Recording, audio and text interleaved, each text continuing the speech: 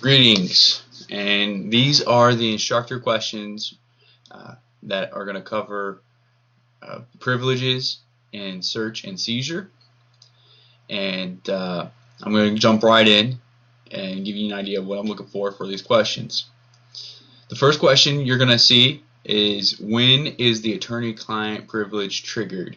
So I want you to tell me, in that situation, just tell me straight out what the book tells you on when that privilege triggers or when it attaches. When does the client have an absolute privilege protected by the attorney-client privilege? It should only take about a sentence or two. That's all I'm really looking for. The second question that you should see there is, what are the differences between the marital communication privilege and the spousal testimonial privilege? Your book does go into detail about this, and these are very confusing privileges, the marital communication and the spousal testimonial privilege. And I want you to understand, the big reason why I want you to understand this is because when you're gathering evidence, you're going to be gathering a lot of evidence that relates to domestic violence, because you're going to be involved in a lot of domestic violence disputes, most likely, especially if you're a case manager or you're a police officer. You're going to be gathering evidence.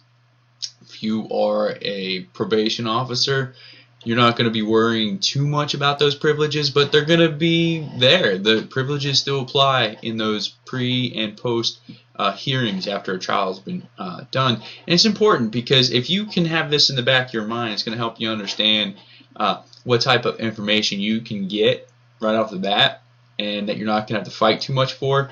And then you also know there'll be other evidence, but still having it in the back of your mind is always a good idea. So just kind of detail out. It should only take a couple of sentences, 3 at the most, to kind of describe the main differences between the two. And I hope that you kind of get the idea also that I've kind of hidden a couple of the differences in the question itself: communication, testimonial. Let's use the evidence that I've given you in the question itself to highlight some of those differences. Number 3, what is the exception to the marital communication and spousal testimonial privilege? So that assumes there's already an exception, and there are exceptions. There's some that they both have in common. There's some that are just specific to that privilege. Detail them out. You don't have to do proper sentence structure for that. If you just state generally in bullet point fashion, that'll be just fine. 4, this one is well, I'll give it to you first. Why does the public endorse these privileges? The idea behind these privileges is that we want to protect something. So we want to protect what? And the privileges I'm speaking about are the attorney-client privilege and the marital communication and spousal testimonial privilege.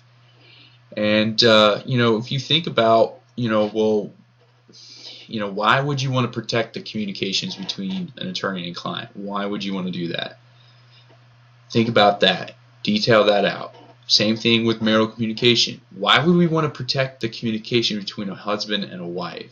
Especially, think about some of the things that can be talked about and how damaging that evidence could be. Some of it could clearly be a statement by party opponent. An admission of guilt can be discussed in a marital communication situation, but the law says yes, we understand that, and the same can be said for the attorney-client privilege. An admission of guilt can be said, but public policy says that we want to protect those. Why? Tell me why. Number 5. Why does a person have an expectation of privacy in a closed phone booth? So there's a famous case where guy's in a closed phone booth, right? But everything is observable, right? You can see him talking on the phone, and the government tapped it. The government tapped that phone, and the government's argument was that, well, he didn't have an expectation of privacy because he was in public. The United States Supreme Court actually ruled against that argument. They said, yeah, he was in public, but he was in a closed phone booth. So tell me why you think, what was so unique about a closed phone booth? He's exposed to the public, right? Why? It was closed. Think about it. Okay? Give me some highlights there. Number 7. A police officer pulls over a young woman for speeding. As the police officer approaches the vehicle, she smells a unique odor that she recognizes as the smell of meth because of her previous training and experience as a law enforcement officer. I've given you a clear fact there. Upon approaching the vehicle, she asks the driver if she was aware of why the officer stopped her. The driver said she was speeding, but she was not aware of any other reasons why the officer would have stopped her. The officer requested the driver's license, registration, and proof of insurance. The driver immediately complied. The officer then went back to her patrol car to confirm the driver's information. As she walked back to her patrol car, the officer again recognized the unique smell of meth, and this time the officer could determine that it was coming from the vehicle's trunk.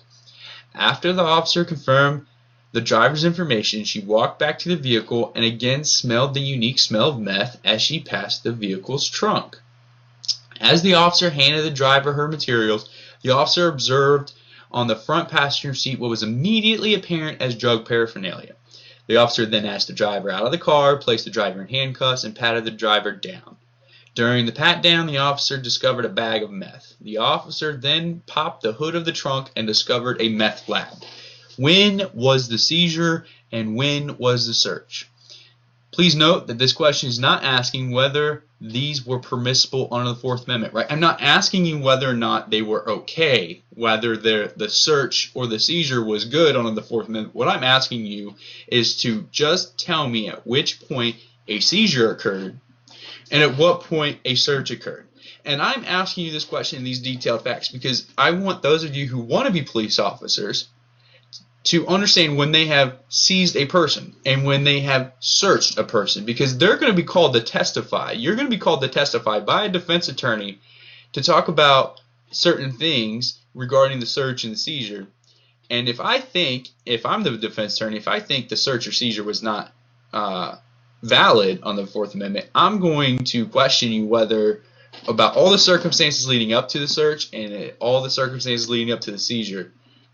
Separately, together at the same time, and I'm going to try to cross-examine you and get you to say something that is not right under the Fourth Amendment.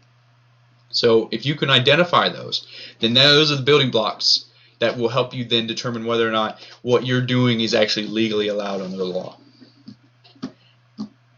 Number 8. An officer arrests one of the most wanted criminals in the United States pursuant to a valid warrant. The criminal was found hiding in her boyfriend's home. The police gained entry into the boyfriend's house during the middle of the day. The boyfriend was also arrested because during the execution of the warrant, the police found unlawfully possessed and loaded automatic rifles. The defense attorney for the boyfriend argues the automatic rifles should be suppressed because the officers violated the Fourth Amendment and the rifles were fruit of the poisonous tree. The court agreed with the defense attorney. Explain why this would be the correct ruling. So what I've already given you the result. I've told you what occurred. There was a suppression hearing. They talked about whether or not this evidence was illegally obtained under the Fourth Amendment. And the court determined that it was illegally obtained in violation of the defendant's Fourth Amendment right. I want you now to justify why the court came up with the right conclusion. You may disagree that this was okay. That's fine. You can disagree with it, but you're going to be wrong when you state why the court was wrong. I want you to tell me why the court was right. I want you to justify why the court was right. So do that. Answer these questions. Submit them to me via eCampus, and I really look forward to hearing these responses because these are some really good questions, and I really want to see how you've been engaging the material. If you have any questions, you want some clarification, please let me know, and I look forward to everything. Thanks.